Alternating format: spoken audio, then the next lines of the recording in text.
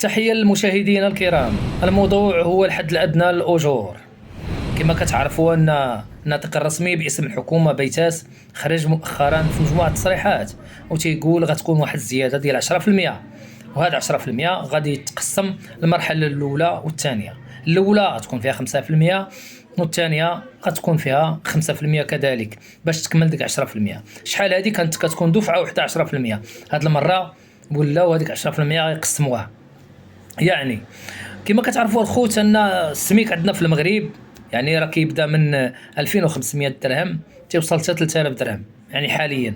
حتى انا ما نقدرش نقول لكم السميك حيت كاين غموض هنا. ما نقدرش نقول لكم السميك هو 3000 درهم دابا حاليا، ما نقدرش نعطيكم واحد الرقم مضبوط لان كاين غموض في هذا الشيء هذا.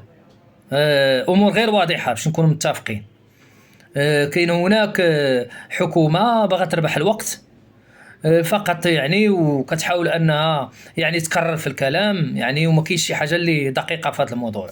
المهم كما كتعرفوا الخوت 3000 درهم ولا 3200 درهم ما تقدرش تعيش بها اسره، ما يقدرش يعيش بها واحد متزوج وعنده وليدات.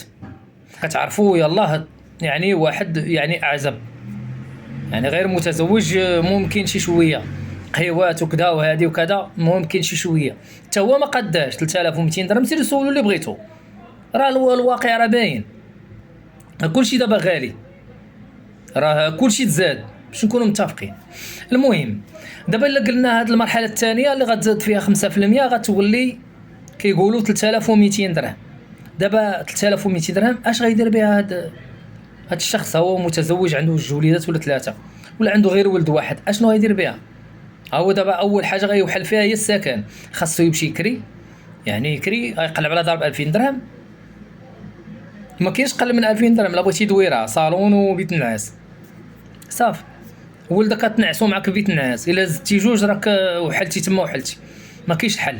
اذا هنا اشنو غادي دير له هاد 3200 غيكري ب 2000 درهم غاتمشي يطلق 1200 درهم. هاد 1200 درهم اش غيدير بها؟ غيشري بها الكتوبه للدراري لولادو، غادي يصرف بها، يمشي للسوق، شنو يشري لمراتو، كيفاش غيدير؟ لا بغى يسافر كي غيدير؟ ما دير له حتى حاجه، ما غدير له حتى حاجه. اذا هنا المطلب وهو اليوم هو توصل 5000 درهم. تشوف 5000 درهم ما دير لك والو. دابا راه كتمشي للسوق كتلقى بطاطا دايره 7 دراهم، خيزو 10 دراهم، راه ما كاين عاد دقه على النيف كدي 100 درهم ما كترجع ما غترجع منها والو، خاصك تزيد. يعني كيفاش المغاربه يعيشوا في ظل هذه الاجره؟ هادشي ما حسبتوش ليه حساب؟ ما عرفتش انا واش هادشي ما درتوش ليه الحساب. فينا هو هذا رئيس الحكومه؟ راه اليوم كاينه يعني كاين واحد الغلاء في الاسعار يعني غير مسبوق وغير طبيعي. على الاقل الا كان السميك 3000 درهم خصني ناخذ انا بطاطا ب2 دراهم، خيزو ناخذ بدرهم. هذه هي الموازنه، راه باين داك الشيء، راه عينك ميزانك. راه اي واحد غادي طرح عليه واحد السؤال يقول لك ها كيفاش هذا خص يكون. وانتم حكومه عندكم اليات وعندكم مؤسسات وهذا الشيء زعما ما عارفينوش، ولا انكم تضحكوا علينا؟ هذا الشيء هو اللي كيبان ليا. ما بغيتش نقول هاد الهضره ولكن راه هذا الشيء اللي كيبان ليا انا، حيت نتوما كتخلصوا مزيان. وزير كياخذ 10 المليون ووزير كياخذ ما عرفت 15 مليون. اذا نتوما كتضحكوا علينا ملي كتقولوا السميك 3200 درهم. راه اليوم السميك خاصو يوصل يعني 5000 درهم. زائد واحد القضيه، علاش الموظف في القطاع العمومي كتلقاه كياخذ 5000 درهم 6000 7000 8000، وعلاش القطاع الخاص بالضبط؟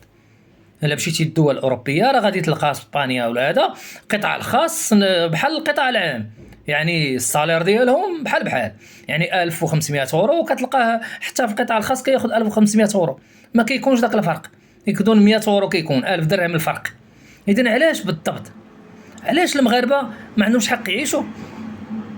واش دابا كيفاش غيعيشوا المغاربه؟ انا المطلب دابا حاليا عند المغاربه راه هو 5000 درهم حتى 5500 درهم باش ممكن الانسان غير يقدر شي شويه يعيش ويستمر.